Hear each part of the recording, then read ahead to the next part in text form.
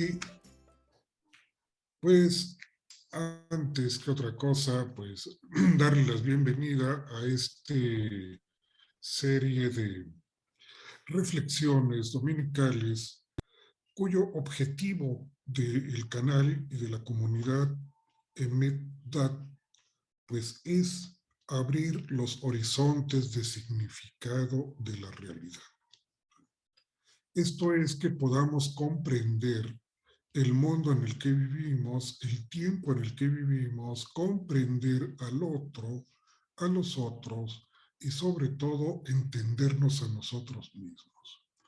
Búsqueda de la sabiduría.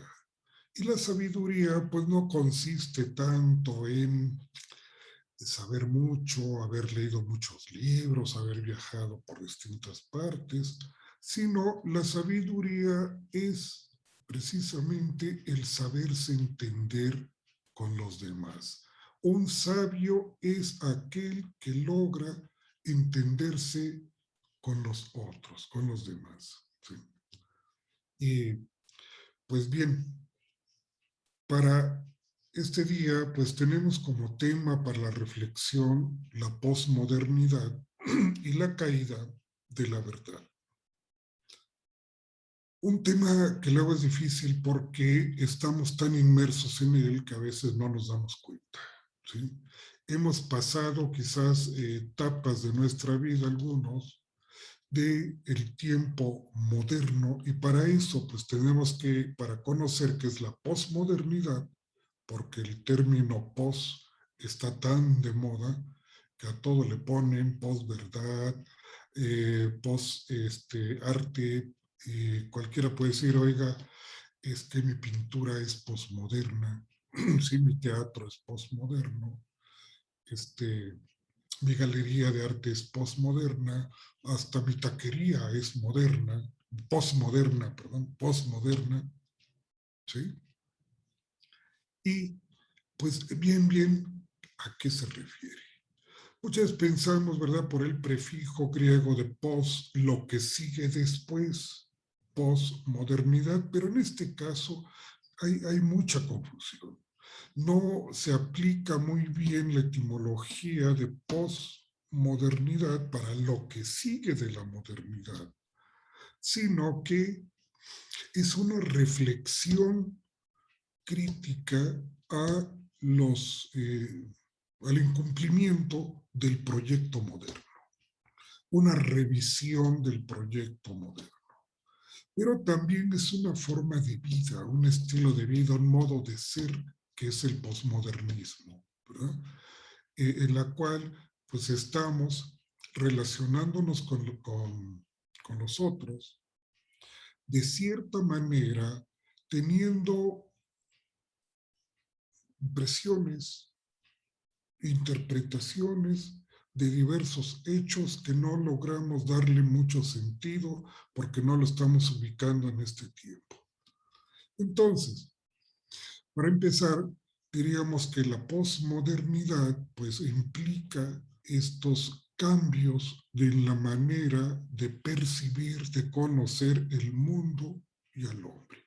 No todas las épocas han pensado igual.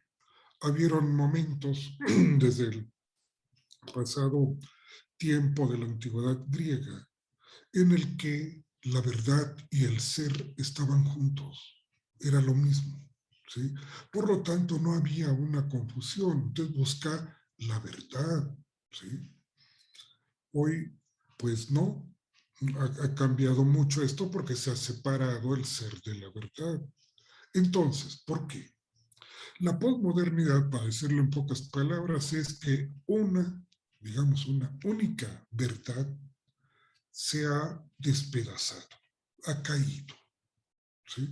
Y esto ha caído y dado lugar a pedacitos, fragmentos de verdad que son verdades relativas.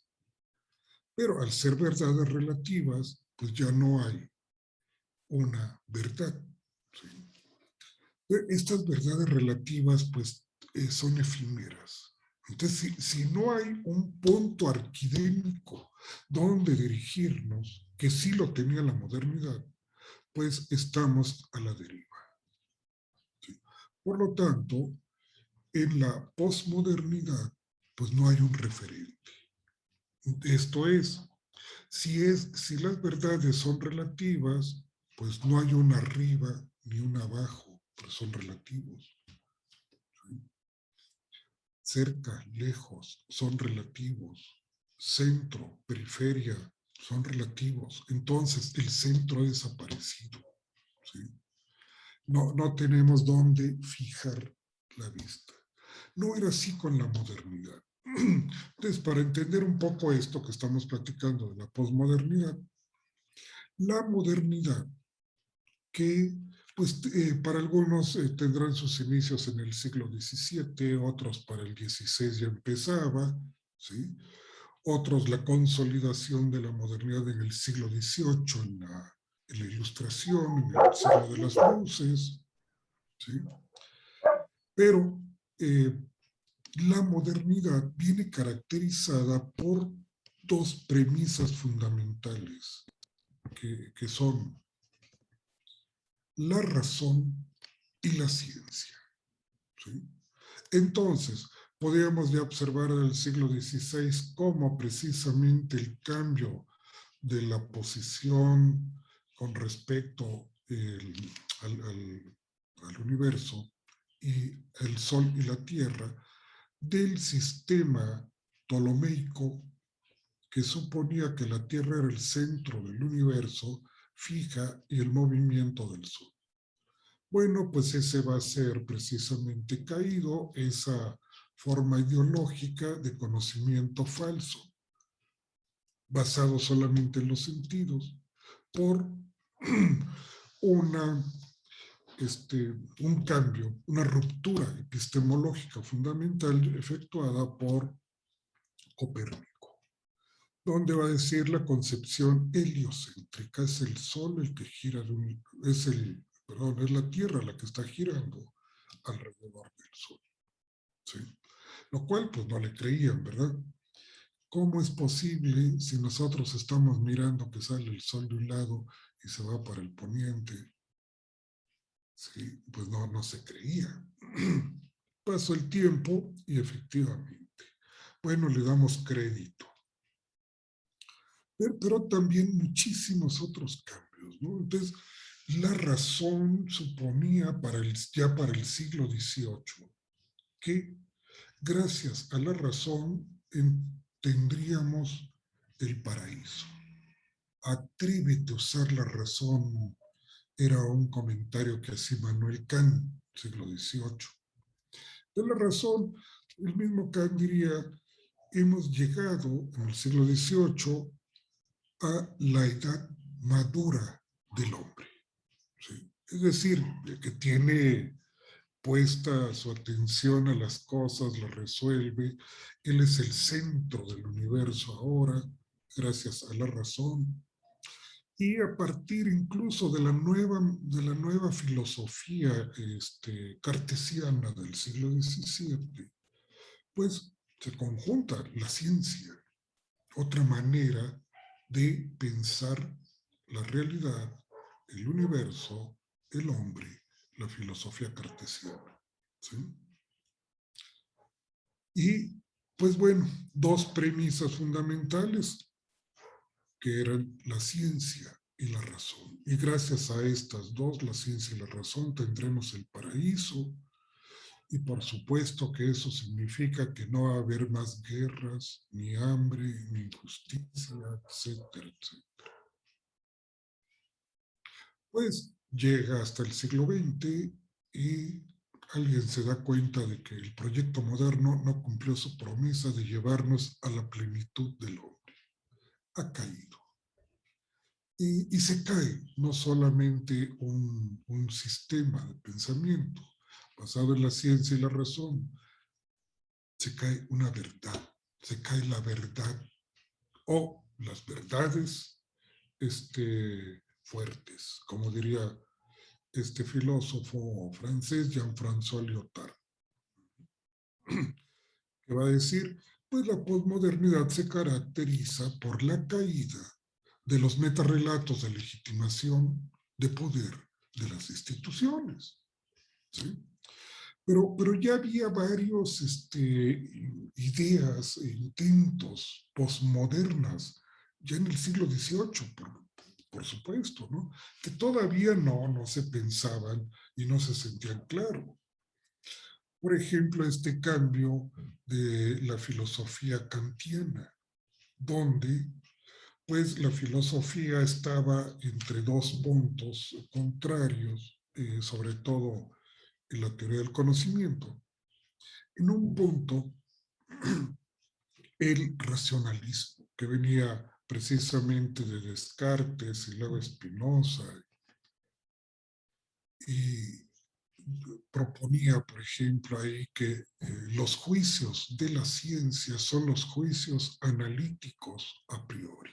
Esto quería decir que los juicios son verdaderos siempre y cuando sean analíticos, donde en un juicio el predicado, ¿sí?, ya esté contenido en el sujeto. Así, por ejemplo, podríamos decir, el triángulo tiene 3 ángulos, ¿sí? En el sujeto triángulo ya está contenido su predicado y por lo tanto, diríamos, es verdad y es a priori porque no necesito de ninguna experiencia para probarlo. Entonces teníamos de ese lado y del otro lado un empirismo. Y el empirismo proponía que los juicios de la ciencia son sintéticos, es decir, donde el predicado me diga algo más del sujeto y que además sea a posteriori, o sea, que permita ser probado, ¿sí?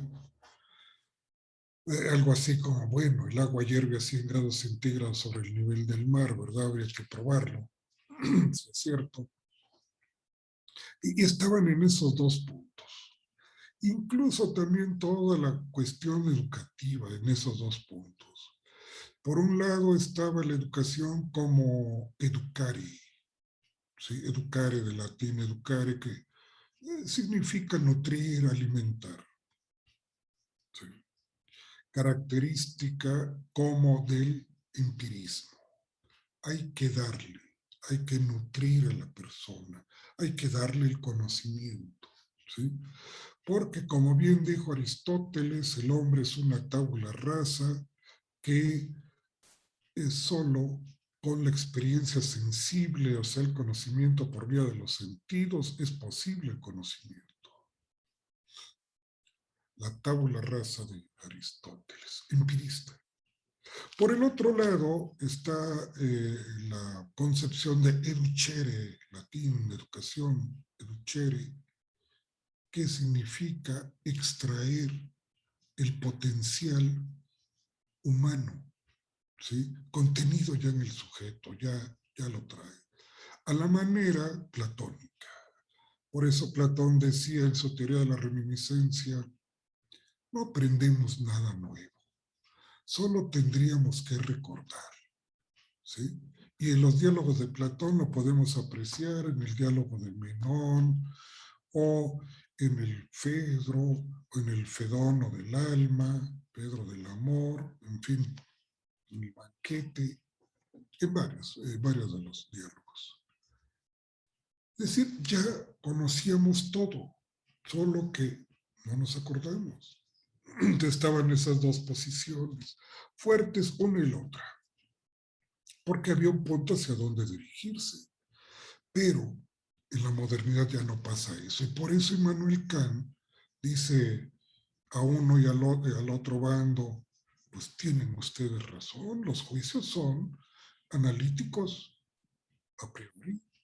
Y también ustedes que son sintéticos a posteriori. ¿Cómo es posible que los dos tengamos razón? Sí, porque los juicios verdaderos de la ciencia deberán ser juicios sintéticos, donde el predicado me diga algo más del sujeto y que además no necesito de la experiencia, un concepto. No necesito probarlo.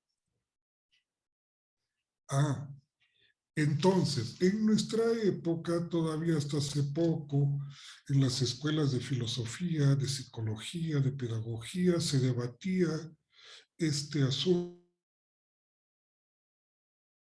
de la concepción científica, en la cual la psicología era una ciencia. ¿Por qué? Porque es posible experimentarla, es posible construir modelos, teorías, probar por medio de la experiencia sensoria. Es una ciencia.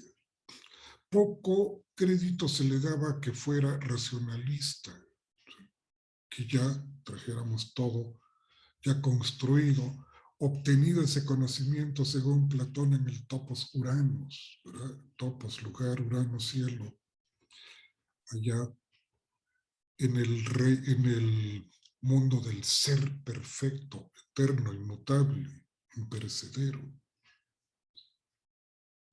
Pues bien, pues esas dos concepciones también caen. Ahora, en la posmodernidad, ya no en la posmodernidad, pues va a surgir una epistemología emergente que será el constructivismo, que va a tener las dos vías, ¿sí? Por un lado, por ejemplo, en la educación hay que alimentar, pero también por otra parte hay que extraer el potencial de desarrollo que tiene el ser humano. ¿Sí? El constructivismo, el estudiante, el niño construye su objeto, construye la realidad, casi como lo diría Kant, ¿verdad? Ahora es el constructivismo la manera como estamos mirando al mundo. Entonces, este constructivismo ha entrado a todos los planos, igual, cómo concebir. Pero, pues vamos, estos puntos que decíamos fijos, racionalismo, empirismo, pues ya no están. ¿Qué hay? Solo hay grados entre uno y otro punto. ¿Sí? Puede ser un estudio más racionalista, pero no exactamente racionalista. O empirista y no exactamente empirista. Por eso se han hecho mezclas tan raras, ¿verdad? Que ha sucedido no solo en la ciencia, ¿no? En todos lados. Por ejemplo, otro punto muy importante del pensamiento era, en la modernidad se tenía desde Aristóteles dos puntos fuertes de referencia en la lógica para estructurar el pensamiento. Este sería la verdad, lo verdadero y lo falso. Verdadero, falso. Eran las tablas de verdad y lógica. Bueno, pero entramos a la posmodernidad cambiando visión del mundo. Y que resulta que igual los dos puntos ya no están fijos. Solo hay grados intermedios entre la verdad y la falsedad. A esto se le llama pues lógica difusa. ¿Sí? Muy, muy fuerte, sobre todo en toda la cuestión de la lógica de estos aparatos inteligentes. Pero todavía falta más entonces. Antes y todavía, quizás si mal no recuerdo, en el manual de SM3 aparecía la homosexualidad como un estado patológico. 4, 5, 6 ya no aparece. Es decir, que el patrón de referencia en cuanto a la sexualidad estaba dado por la biología, hombre, mujer. ¿Y qué ha pasado? La posmodernidad dirá, pues solo hay grados intermedios entre uno y otro. ¿Sí? O sea, no hay una patología. Es la manera como la estás percibiendo tú. Entonces, de esa manera, podría decir alguien, ¿verdad? Bueno, es que yo soy una mujer que está atrapada en el cuerpo de un hombre. O soy un hombre que está atrapado en el cuerpo de una mujer. Imagínense, ¿no? Y entonces dirá, es su preferencia, es su percepción, es su mundo. Y así vamos viendo todos los cambios. Entonces, aquella razón del siglo XVIII que decía el hombre ya alcanzó la madurez, pues ya para el siglo XXI, pues ya nos pasamos de maduros, ¿verdad? Y entonces se le ha dicho adiós a la razón. Y se ha sustituido por las emociones, por el deseo. Entonces, eso también ha cambiado. Y si no hay centro ni hay periferia, entonces no hay punto de referencia. Por la misma razón podríamos decir, bueno, es que en el sistema político había de izquierda y había de derecha. Y ahora, pues solo hay puntos intermedios entre uno y otro, porque se pueden utilizar técnicas postmodernas, ¿sí? O incluso neoliberales atacando al neoliberalismo. Igual. Entonces, pues no tenemos prácticamente un Estado fuertemente de izquierda o fuertemente de derecha.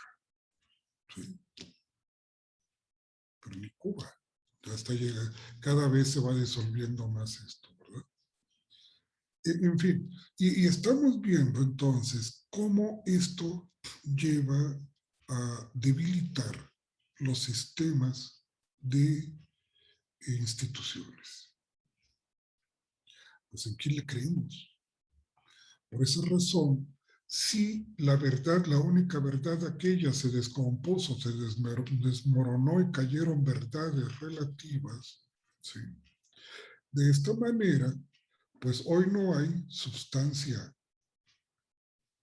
No, es que no hay sustancia, si eso ya venía de antes, desde el siglo XVII, XVIII, venían ciertas formas. Cuando decía, por ejemplo, John Locke, el famoso filósofo inglés, que entre sus libros de política tiene esos los tratados de política, ¿no? Del gobierno civil y el entendimiento humano, donde decía, pues las cosas del mundo tienen una especie de sustancia que son la extensión, la forma, la unidad, ¿sí? Y la dureza. 4, que son intrínsecos al objeto. Entonces este objeto tiene una extensión, un tamaño, tiene una forma, tiene una solidez y es una pluma. Y el color, los sabores, los olores, los sonidos, etcétera, ese que son subjetivos, son cualidades secundarias del objeto que vienen por nuestra percepción. Se decía que John Locke andaba ahí con una especie de vasija con agua como tibia y le decía a la gente, meta su mano, ¿está fría o está caliente su mano? O el agua. Pues dependía, ¿verdad? Porque si había estado jugando con hielo o algo, pues está caliente. Y si estaba guardadas sus manos muy calientitas, está fría. Y los sonidos son subjetivos, todo esto es subjetivo. Solo la extensión, la dureza, la unidad y la forma son propias del objeto. Pero el obispo George Berkeley, en su libro sobre el conocimiento, diciendo, la materia no existe. Estamos en el siglo XVIII. La materia no existe. Lo único que existe es una mente que percibe y un objeto que es percibido. La mente que percibe y el objeto que es percibido, que eso es una idea. Entonces, lo que hay es una mente, ideas. La materia no existe. ¿sí? Le dijeron que estaba loco, porque ¿cómo? Yo estoy sentado sobre una silla, quizás tú también, ¿verdad? Pues tengan cuidado, no se vayan a... Que todo es subjetivo, no hay sustancia. Ya estaba ahí, no hay sustancia, todo es subjetivo, todo es la percepción, ese es percibe. ¿Okay? Eh, y igual pasaría Hume, y eso que eran empiristas, diciendo las cosas las conocemos por vía de los sentidos. Imagínense, ¿sí? Por eso diríamos entonces, al llegar Kant, pues va a ser uno de los primeros posmodernos, un pionero del posmodernismo sin saberlo, ¿sí? Porque esto es lo subjetivo, lo que vivimos. Hoy día en el terreno de la ciencia pasa lo mismo. Antes era riguroso una investigación que fuera pasada por el tamiz de la matemática, ¿sí? Si se trataba de investigaciones sociales, pues al menos un buen diseño estadístico para probar si son verdaderos o no son verdaderas las supuestas hipótesis, ¿sí? Probarlas. Bien, pues se ha cambiado por una investigación que ya no es de ese tipo cuantitativa matemática, sino subjetiva. Se le llama cualitativa, ¿sí? La investigación cualitativa actual tiene sus raíces en este cambio posmoderno, ¿sí?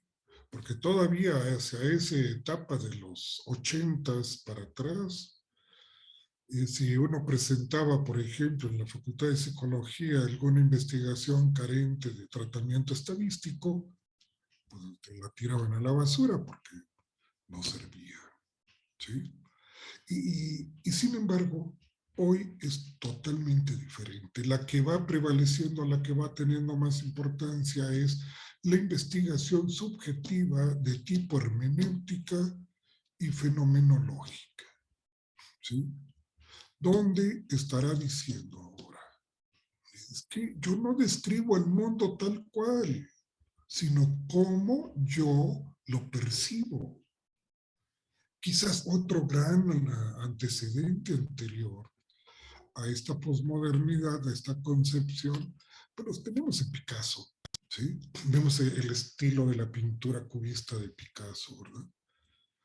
Hay una pintura en especial, todavía recuerdo el nombre, la figura es el rostro de una mujer, pero los elementos cambiados, los ojos por un lado, la nariz por otro, la boca por otro lado, en fin,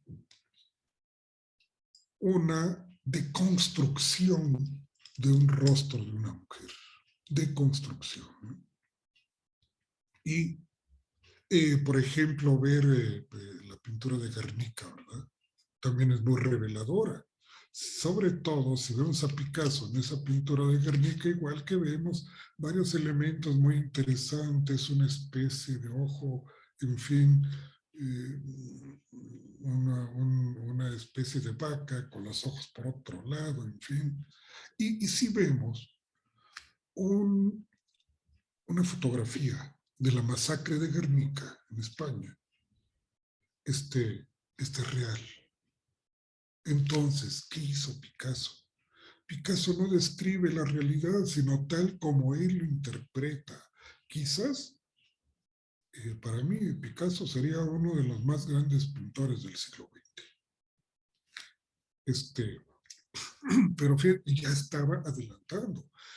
Por eso los artistas, yo creo que mucho del posmodernismo, pues empieza precisamente por el arte, ¿verdad? Porque pues, los artistas son los que tienen esa sensibilidad más desarrollada para captar lo que está en este ambiente, el cambio de esa percepción, que podemos ver a través de la pintura, ¿verdad?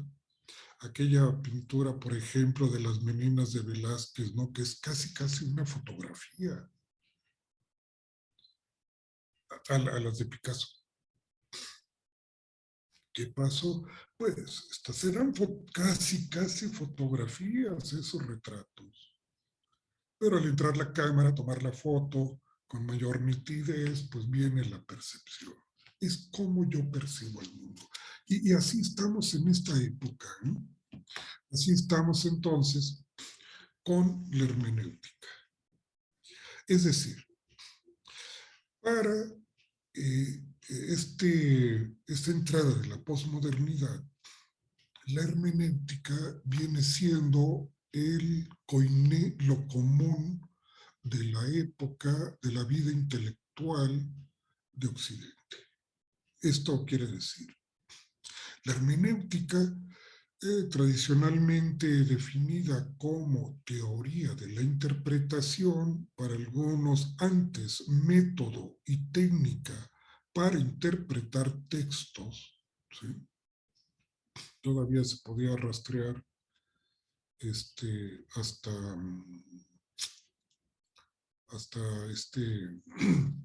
uy, perdón, se me fue el nombre ahorita. Bueno. Gadamer, dices. No, antes. Mucho Estamos, antes. sí, Pues sí, las Biblias, los exégetas de la Schellimacher, Biblia. Schellimacher precisamente es el Schelemacher, primero sí. que va a sistematizar la hermenéutica, ¿sí? Okay. Para tener mejor interpretación de las Sagradas Escrituras.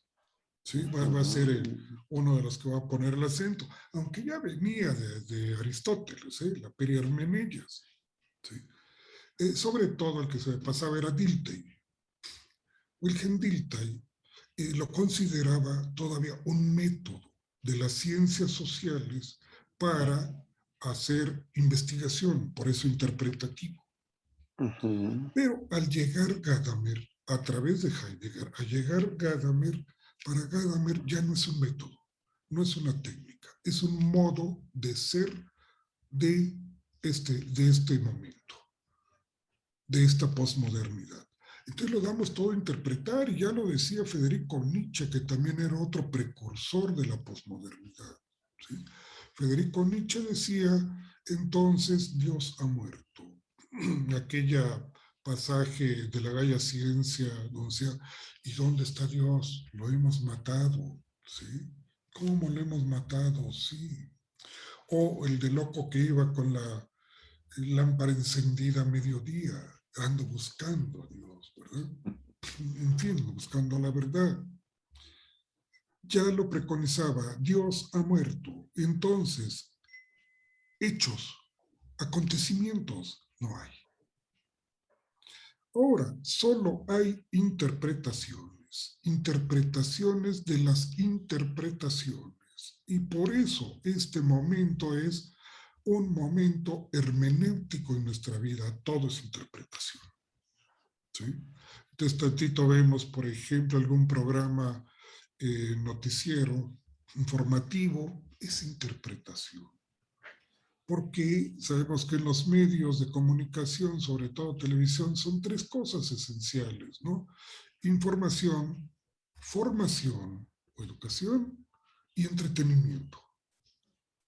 Bueno, pues ya no aparecen tan claros porque hay programas que originalmente son de entretenimiento, pero parece que son más informativos, ¿sí? Me recuerdo a las de Broso, por ejemplo. Y otros, como los de López Dóriga, tal vez, que eran programas informativos que parecían más de entretenimiento. Bueno, y los formativos, pues, muy pocos, ¿verdad? Y esto ha pasado, entonces, la interpretación. Entonces, en este tiempo no hay sustancia, no hay Dios, no hay causalidad, ¿sí? Ni hay nada definitivo. Yo creo que esto es fundamental. Ahora, no hay nada definitivo. ¿Por qué no estoy viviendo ahora para un futuro? ¿Sí? No estoy dispensando, bueno, cuando yo tenga ya el futuro para jubilarme, etcétera. No, pues venga la lana ahorita si se puede de una vez, ¿no? ¿Para qué la quiero después? Incluso esos sistemas han ido cambiando. Y cada vez hay menos, como hay menos futuro, pues de una vez te damos tu jubilación antes de la fecha quizás esperada que se tengan, antes de los 60 o a los 60 años ya te puedo dar esta jubilación que has logrado a través del ahorro de Afores y bien, terminando tu ahorro se acabó tu pensión. ¿Sí? Disfrútalo ahora, vívelo ahora. El presente es el momento. Por eso tal vez Martin Heidegger puso mucho énfasis en esto, ¿no? En su libro Ser y Tiempo. ¿Qué es el ser? Es tiempo. Entonces, lo sólido, el espacio, no. Estamos viviendo una etapa líquida, al decir de Sigmund Bauman. Y esto es muy importante, ¿verdad? ¿Por qué? Porque si somos en el tiempo, sabemos que tú y yo y los demás existen, ¿sí? Pero no hay una esencia, ya no hay una esencia propia en el hombre, solo su existencia actual. A esta existencia, Heidegger diría, tenemos posibilidades, ¿sí? Somos seres de posibilidades. Entonces ahorita tienes la posibilidad de salir, viajar hacia el extranjero, irte a China o irte a comprar una hamburguesa, cualquier otra cosa, ¿no? Tiene todas esas posibilidades, es un ser de posibilidades. Pero claro, decía, donde también existe la posibilidad de todas las posibilidades, que es la muerte. Esto era Heidegger. Cuando el hombre tenía entonces esa esencia y el pensamiento filosófico trabajaba fuera del tiempo, en lo esencial, en lo inmutable, en lo perenne, entonces, pues se decía, el hombre es un ser inacabado, por supuesto. ¿Sí? Tú y yo somos seres inacabados. En un programa de televisión donde estuve que se llama El Debate, La Verdad, que la pueden localizar en YouTube, dicen mis amigos del debate, entre ellos Oscar de la Borbolla, una psicóloga, la doctora Indic. Bueno, pues dice él, yo soy filósofo, y dice ella, yo soy psicóloga, yo soy politólogo, otro. Estamos tratando sobre la verdad, ¿eh? Y les digo, ¿sabe qué? Mi nombre es Hugo Cancino y yo estudié filosofía y psicología. Pero no dije soy, porque si lo digo soy un mentiroso ahí. Pero no es que yo lo quiera hacer, el lenguaje me puede extraviar bastante, ¿verdad?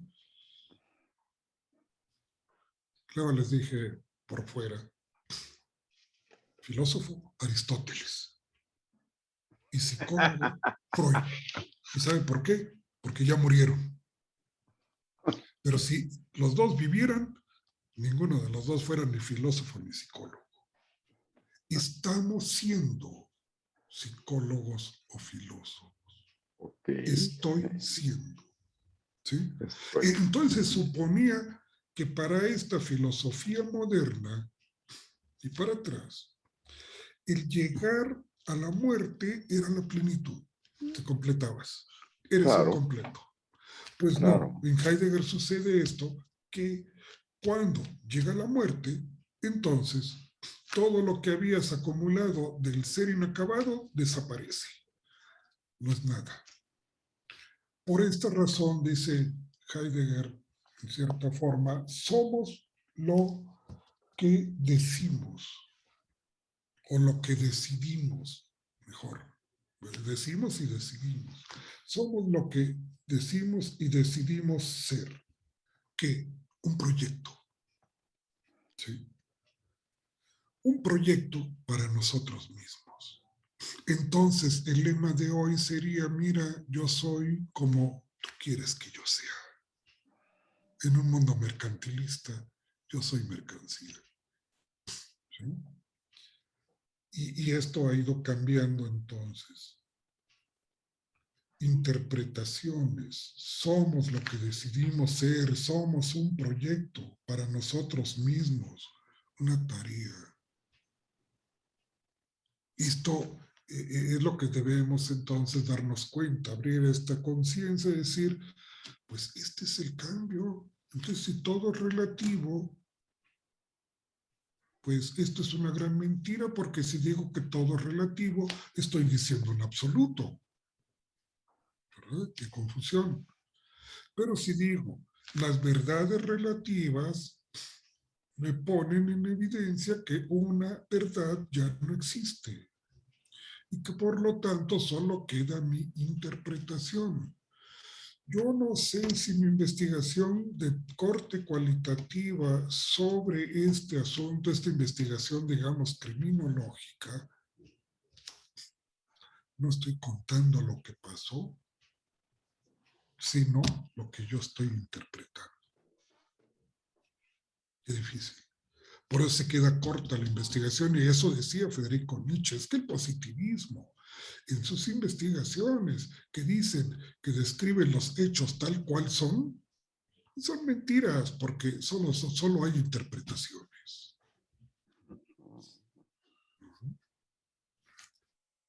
Este es el problema actual, entonces.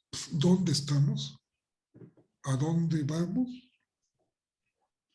Yo en las clases de filosofía decía, bueno, estamos estudiando ontología, el estudio del ser. Pero ahorita en esta posmodernidad ya no hay ontología, sino hombología. ¿Qué quiere decir? Ontoy, omboy. ¿Verdad? Ontoy, omboy. No sé, no tengo rumbo determinado. No tengo esperanzado un futuro determinado. Un pasado, pues pasó y fue efímero. Un presente que se desvanece en cada momento, que quizás nunca lo vivo, pero por lo menos que este es el momento actual. Vivo para ahorita. Mi ética es egocéntrica, yo y solo yo. El otro ha desaparecido del escenario. Es la etapa del narcisismo, del egoísmo, del hedonismo. El otro, en la posmodernidad, no existe. Y hay que recuperar esa otredad. Intentos muy buenos, como la de Manuel Levinas, quizás muy buenos. Su sistema filosófico de ética es grandioso.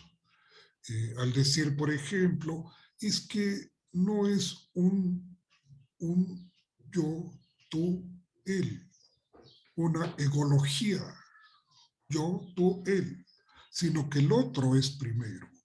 ¿Sí? Entonces debemos estar posibilitados para realizar ese encuentro yo-tú, como lo planteaba muy bien Martin Buber y Emmanuel Mounier en el personalismo. ¿Sí? Recuperar, tenemos que, a ver, ante esta situación que estamos de relativismo ético, donde cada quien tiene su verdad y cada quien cree que es el mejor y que es único y diferente cuando todos son iguales, la única salida es entrar precisamente al personalismo. Yo, tú, ¿quién es el otro? Recuperar esa dignidad y recuperar el sentido de la filosofía del personalismo de Mounier, incluso de Martin Buber y de Manuel Levinas. Creo que es muy interesante esa parte. Bueno, pues esperamos con esta pequeña plática, pues dar a entender un poco la situación del hombre postmoderno. Gracias. Sí, Armando. Bueno, entonces vámonos a Martin Buber, me gustó mucho el término egología. Egología, que era la filosofía a partir de Aristóteles de yo, tú, él. Ahora se Perfecto. cambia el primero, el de arriba, el altísimo. Tú, yo, usted es primero. Emmanuel Levinas. ese será un próximo seminario, ¿no? Sí, Porque sí, diríamos, tú estás planteando una salida, ¿no? Que es un sí, es rescate esta. precisamente ante la falta de asideros totales. Es decir, el mundo de la unidad, el topos uranos, desapareció en la historia. Sí, sí. ¿Qué Solo queda tenemos que esto. recuperar? Tenemos que Entonces, recuperar el sentido de la persona, el significado de la persona, ser persona. ¿Por qué? Porque nos hemos hecho únicamente seres masa y casi tirándole a zombies.